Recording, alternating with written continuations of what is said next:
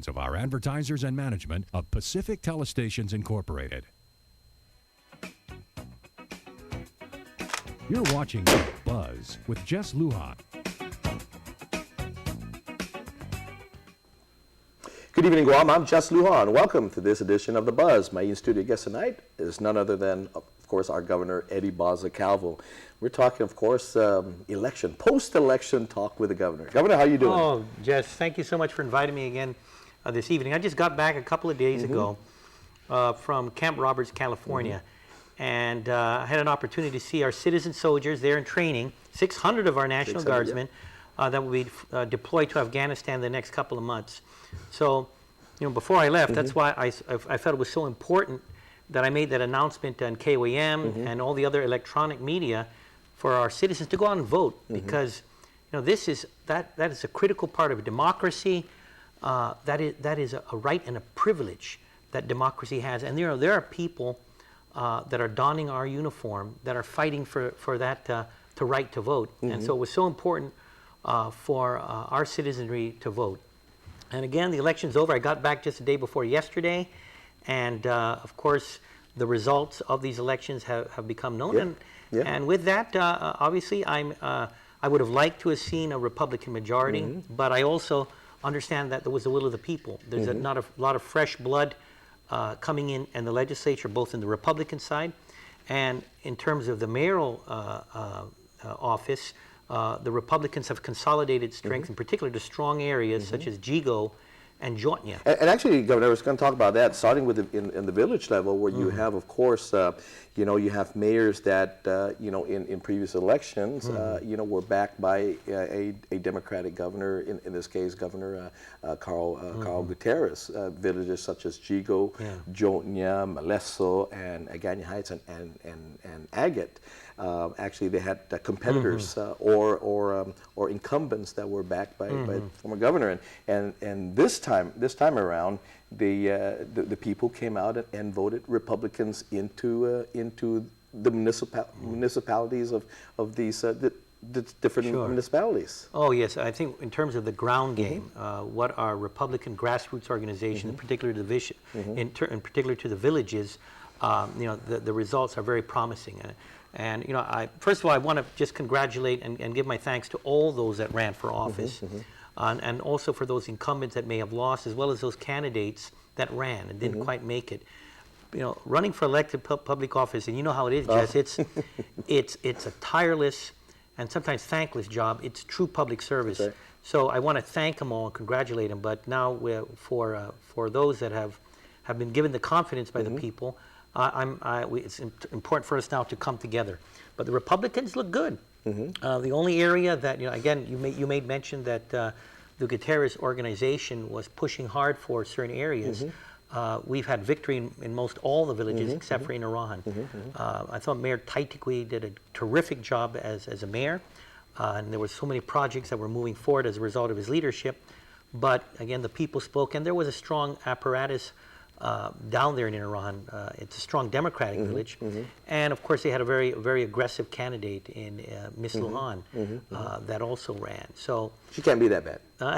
She's in Lujan. But with that in mind, I do believe with folks such as Kenjo Ada at Jotnya, which has again been a long time Democratic stronghold, folks like Rudy Montanani.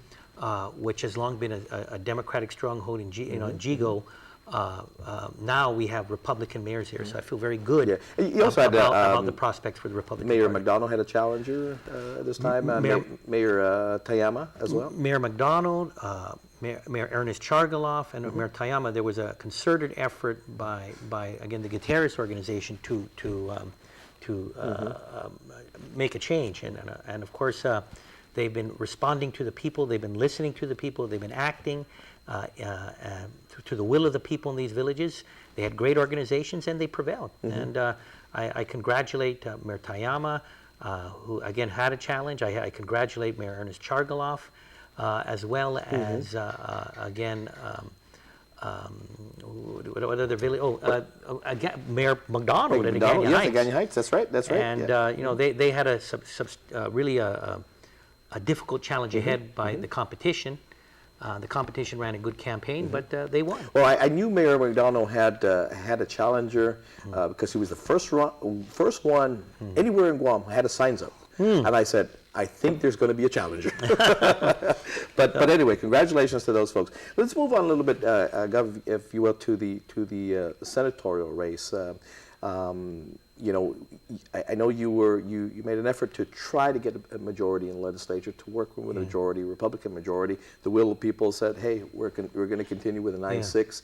We're going to still give you 6, and we want the Democrats to be a majority at this point. Quite a few of the senators that over the past couple of years have just opposed everything that had to do with in helping the people, and they've really dropped in rankings. We got some new folks coming in, 2 from the Democratic, or 3 from the Republican side, and is it 1 with the aside from Frank Huggen coming back? I think in the legislature you've got now 3 new Republicans and 1 new Democrat that have come in, and it's an injection of new blood. Sure. I first also want to congratulate folks such as Sam Abini, Senator Montecillo Tairuan, Senator Judy Guthertz, and Senator Adolfo Palacios. All of them were true public servants, and again, they were working hard for the people. We're going to miss them. And every one of them, both on the Republican side, Senator Mabini and Senator Montecillo Tairuan, have been advocates for tax refunds to the people. We're focusing on many of the issues that were important for our grassroots.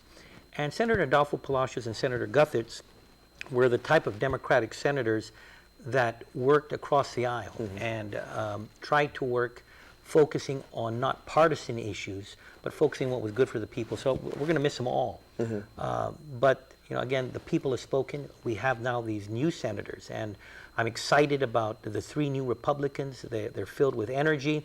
They have this different perspective that can be brought into the legislature. The Democrats have a new young fella as well, Mike, and though I wish he was a Republican, it's good to have new young blood in there.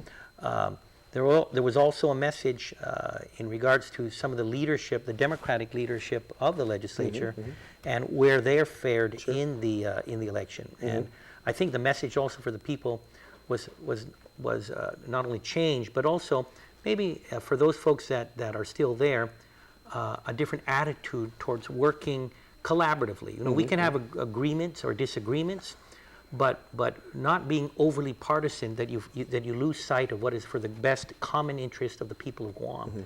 And I think that message was spoken loud and clearly by the electorate. Governor, when we come back, let's talk again, starting 2013, the 32nd Guam legislature. What's in store for the people of Guam as we meet these heavy challenges? We'll be right back.